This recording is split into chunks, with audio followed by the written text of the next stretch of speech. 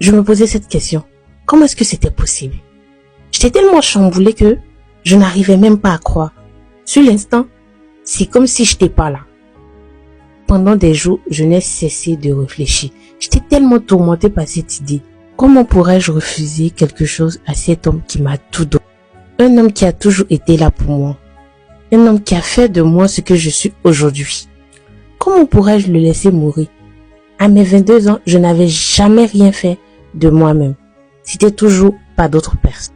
Alors, l'idée de vivre comme une pauvre, sans tous ces privilèges à laquelle j'étais habituée, c'était impossible, c'était inimaginable même. Je voyais comment les pauvres vivaient dans les rues, leur misère, leur lutte pour un tout petit confort. Est-ce que je pouvais vraiment vivre une vie comme ça? Non, c'était impossible. Je n'avais jamais manqué de quelque chose. Alors, qu'est-ce que je devais faire? Quelle décision je devais prendre? Un mois plus tard, j'ai pris ma décision. J'ai donc accepté parce que je n'étais pas prête à voir mon père mourir et surtout vivre une vie de pauvreté. Ce n'était pas possible pour moi.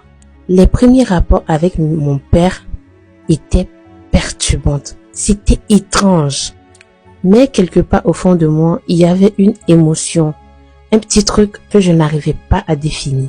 Je ne savais pas c'était quoi. Cet homme, mon père, était tout pour moi, mon héros, l'homme que j'admirais que tous les autres hommes au monde. Avec le temps, ces rapports interdits ont pris une tournure différente.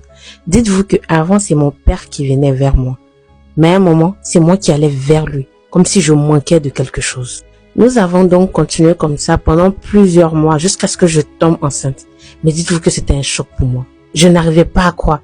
Malgré que j'étais tombée amoureuse de mon papa, mais toujours dans ma tête, il y a un truc qui me disait, ce que tu fais, c'est pas normal.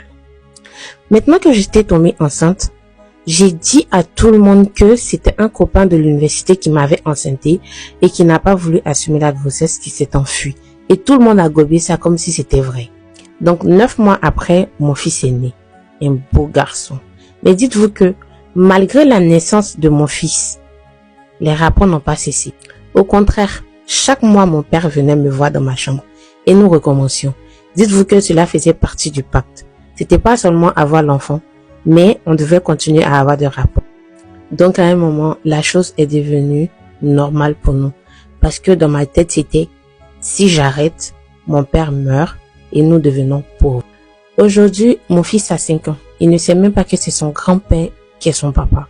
Il pense que son grand-père est un homme protecteur, attentionné. Il ne sait rien de tout ce qui se cache derrière cette histoire. Mais lorsque je regarde mon fils, je n'ai plus la force de continuer. Parce que je veux rencontrer un homme normal. Je veux me marier, je veux fonder une famille. Donner une meilleure vie à mon fils. À chaque fois que je pense à arrêter, je vois le visage de mon père. Ce poids reposant sur mon épaule. Si j'arrête, mon père mourrait. Mais il continue toujours de me répéter, je ne te forcerai pas de continuer. Mais moi, je ne veux pas perdre mon papa. Je suis donc piégée. Je suis prisonnière dans ma propre maison. Prisonnière d'un pacte à laquelle je n'ai même pas participé. Je ne sais plus quoi faire.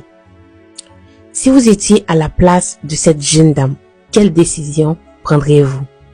Et si vous étiez aussi à la place de son papa, est-ce que vous aurez le courage ou l'audace de dire à votre fille tout ce qu'il a eu à raconter ou de faire ce qu'il a fait avec sa fille?